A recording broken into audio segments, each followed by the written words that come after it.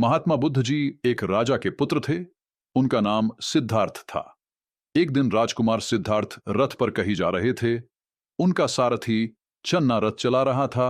एक जगह बुद्ध जी ने कुबड़ वाले बुजुर्ग व्यक्ति को देखा जो लकड़ी के सहारे चल रहा था।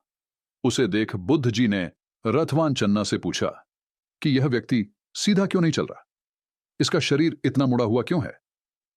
उसने जवाब दिया, महाराज, यह बूढ़ा हो चुका है, अब यह ऐसे ही चलेगा।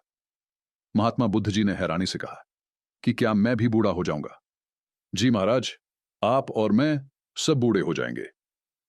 बुद्ध जी गंभीर हो गए। कुछ आगे जाने पर उन्हें एक अर्थी को लेकर जाते लोग मिले। उन्हें देखकर बुद्ध जी ने चन्ना को रथ रोकने को कहा और पूछा कि यह लोग इस व्यक्ति को कहां लेकर जा रहे हैं। यह खुद क्यों नहीं चल रहा, इसे 4 लोगों ने क्यों उठाया हुआ है? चन्ना ने कहा, महाराज, यह मर गया है, अब यह चल नहीं सकता, इसे शमशान भूमि में जाकर जला दिया जाएगा।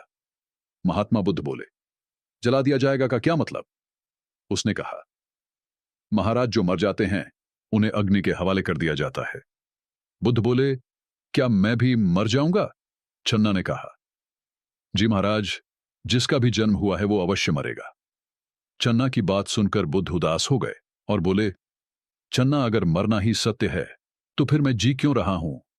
जीने का उद्देश्य क्या है? उन्होंने चन्ना को रथ वापस मोड़ने को कहा और महल में चले गए। उन दृश्यों ने उन्हें चैन से बैठने नहीं दिया।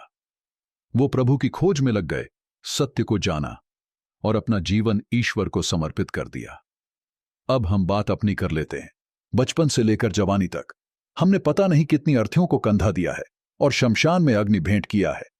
अब तक हमने अनेक कुबड़ वाले बूढ़े लोगों को देख लिया है, लेकिन किसी के मन में महात्मा बुद्ध की तरह यह सवाल पैदा नहीं हुआ कि अगर मौत सत्य है तो जीवन का उद्देश्य क्या है। आखिर कब पैदा होगा यह सवाल हमारे मन में?